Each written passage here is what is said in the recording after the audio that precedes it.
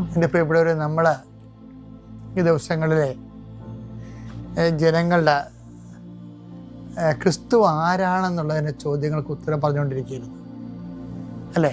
ആദ്യം നമ്മൾ ചോദിച്ചത് ഇവൻ ആരാണ്, കാറ്റും കടലും പോലും ഇവരെ അനുസരിക്കുന്നില്ല. അപ്പം ഇരുട്ട് കടലിലേക്ക് തള്ളിവിടുന്നതിനെക്കുറിച്ച് നമ്മൾ പറഞ്ഞു. പിന്നെ പറഞ്ഞത് കർത്താവ് തന്നെ ചോദിക്കുന്നു, ഞാൻ ആരാണെന്നാണ് ജനങ്ങൾ പറയുന്നത്. പിന്നെ പറഞ്ഞത് ഞാൻ ആരാണെന്നാണ് നിങ്ങൾ പറയുന്നത്. അപ്പം അത് ദൈവത്തിൻ്റെ ആദ്യ അനുഗ്രഹം, പിന്നെ അഭിഷേകം, പിന്നെ അധികാരമായിട്ട് ആത്മീയ വളർച്ച പൂർണ്ണമാക്കുന്നത് നമ്മൾ കണ്ട്. ഇപ്പം നമ്മൾ ചോദിക്കുന്നത് ഇതിനെല്ലാത്തിൻ്റെ ഒരു താക്കോലുണ്ട്. ഈ പടിപടിയായിട്ട് വളരുന്നുണ്ടല്ലോ, ക്രിസ്തുവിൽ വളരുന്നുണ്ടല്ലോ. ഈ ക്രിസ്തുവിൽ വളരുന്നതിനൊരു മാനം തന്നെ ഉണ്ട്. എല്ലാത്തിനും ഈ അധികാരം കൈമാറ്റത്തിന് അറിവ് മാത്രം പോരാ. ശിമയോൻ എന്ന് വിളിച്ചിട്ട് പറയും, മാംസരക്തങ്ങളല്ല, എൻ്റെ സ്വർഗസ്ഥനായ പിതാവാണ് നിനക്ക് ഇത് വെളിപ്പെടുത്തിയെന്ന് പറഞ്ഞിട്ട് അവിടെ സ്വർഗരാജ്യ താക്കോൽ നിനക്ക് തരുമെന്ന് പറയും. മത്തായി 16:19 സ്വർഗരാജ്യത്തിന്റെ താക്കോലുകൾ നിനക്ക് ഞാൻ തരും. നീ ഭൂമിയിൽ കെട്ടുന്നതെല്ലാം സ്വർഗത്തിലും കെട്ടപ്പെട്ടിരിക്കും. അതാണ് വിഷയം. അവിടെ ഈ ശിമയോൻ മാംസരക്തങ്ങളല്ല, എൻ്റെ സ്വർഗസ്ഥനായ പിതാവാണ് നിനക്കിത് വെളിപ്പെടുത്തിയതെന്നാണ്. അപ്പോൾ ആ വെളിപാട് വചനത്തിൽ അവൻ്റെ ക്രിസ്തുവിനെ കുറിച്ചൊരു അറിവ് കിട്ടുമ്പോൾ ഈശോ കൊടുക്കുന്ന ഒരു ഓഫറുണ്ട്. എന്താണ്? ആ സ്വർഗരാജ്യത്തിൻ്റെ താക്കോലുകൾ ഞാൻ നിനക്ക് തരും. അപ്പോൾ കൊടുത്തിട്ടില്ല, തരുമെന്നൊരു ഓഫർ കൊടുത്തിട്ടേ ഉള്ളൂ. അറിവിന് അങ്ങനെ ഒരു പ്രശ്നങ്ങളുണ്ട്. പക്ഷെ കൈ കിട്ടും, കോൺക്രീറ്റ് ആയിട്ട്, ടഞ്ചിബിളായിട്ട്, വൈറ്റ് ആൻഡ് ബ്ലാക്ക് ആയിട്ട്, കാഷ് ആൻഡ് കൈൻഡ് ആയിട്ട് കൈ കിട്ടണമെന്നുണ്ടെങ്കിൽ 10 ദിവസം വേറെ പല കടമ്പകളും കടക്കണം. അതിലൊരു ഏറ്റവും വലിയ കടമ്പ എന്താണ്?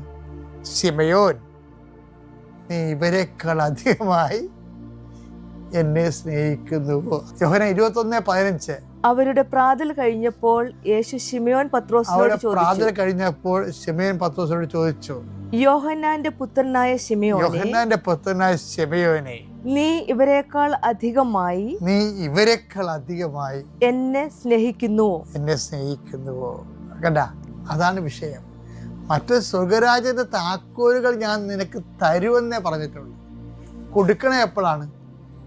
ഈ അറിവ് നമ്മൾ സ്നേഹമായി ജീവിക്കുമ്പോഴാണ്. കർത്താവിന് നീ ഇവരെക്കാൾ അധികമായി എന്നെ സ്നേഹിക്കുന്നുവോ? അപ്പോൾ ഇതിൻ്റെ അകത്ത് കുറേ രഹസ്യ കച്ചവടങ്ങൾ നടന്നിട്ടുണ്ട്. കുറേ രഹസ്യ കച്ചവടങ്ങൾ എന്ന് വെച്ചാൽ ഈ അണ്ടർഗ്രൗണ്ട് കേബിളെന്ന് പറഞ്ഞ പോലെ കർത്താവും പത്രോസും തമ്മിൽ അണ്ടർഗ്രൗണ്ട് കേബിളുണ്ട്. ഈ പുറമേ നടക്കുന്ന കക്ഷികൾക്കൊന്നും മനസ്സിലാകത്തില്ല. അപ്പോൾ പത്രോസ് പറഞ്ഞ്, കർത്താവ് ഞാൻ നിന്നെ സ്നേഹിക്കണമെന്ന് നിനക്കറിയാമല്ലോ എന്ന് പറയും. അപ്പോൾ കർത്താവ് പറയും, നീ എൻ്റെ കുഞ്ഞാടുകളെ മേയ്ക്കുക. അവൻ പറഞ്ഞു, ഉവ്വ് കർത്താവേ, ഞാൻ നിന്നെ സ്നേഹിക്കുന്നുവെന്ന് നീ അറിയുന്നുവല്ലോ. യേശു അവനോട് പറഞ്ഞു, എന്റെ ആടുകളെ മേയ്ക്കുക. കമാൻഡ് ചെയ്യണം. പണ്ട് സ്വർഗ്ഗരാജ്യത്തെ താക്കോൽ തരുമെന്ന് പറഞ്ഞിട്ടില്ലേ?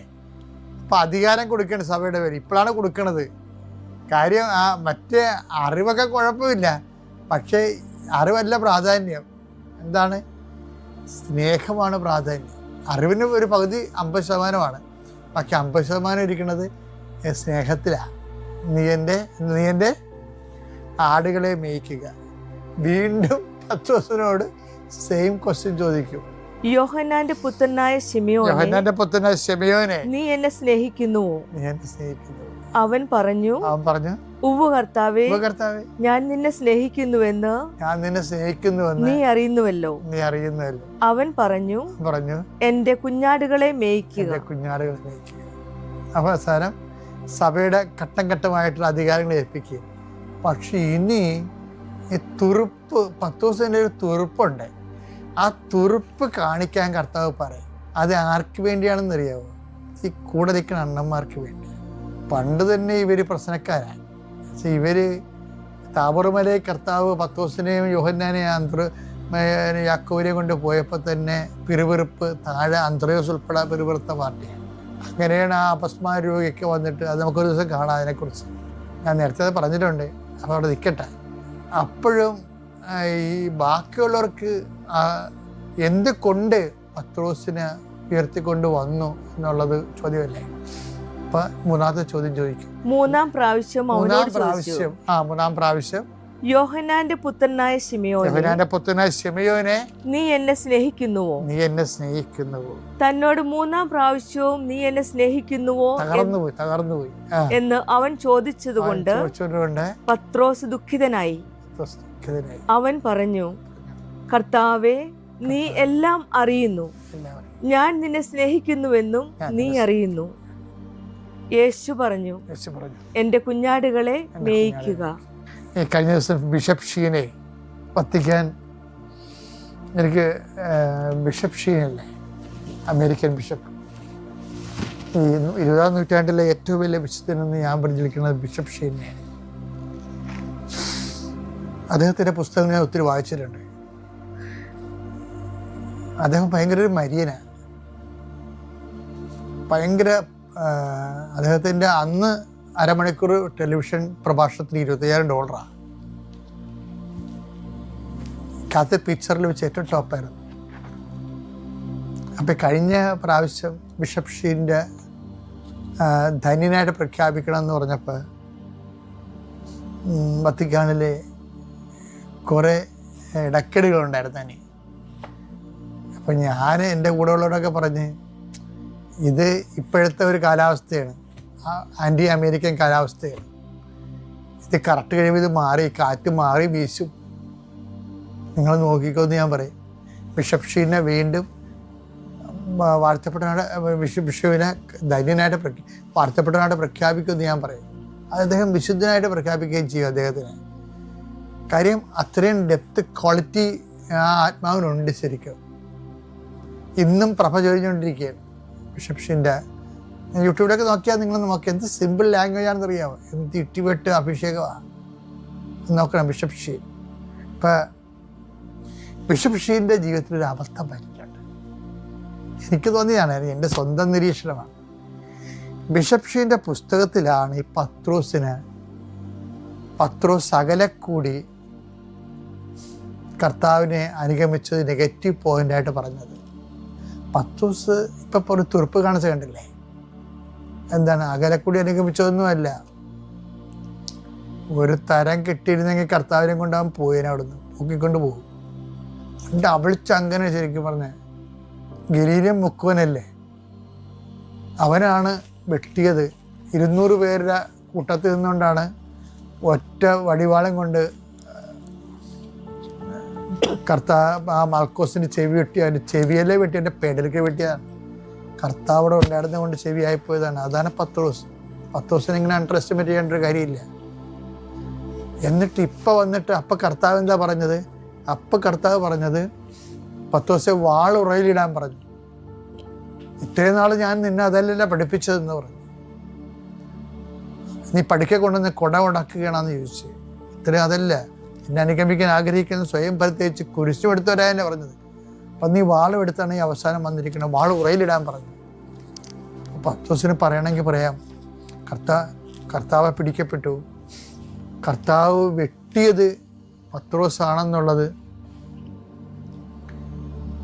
അവിടുത്തുള്ള 200 ശത്രുക്കൾക്കും അറിയാം.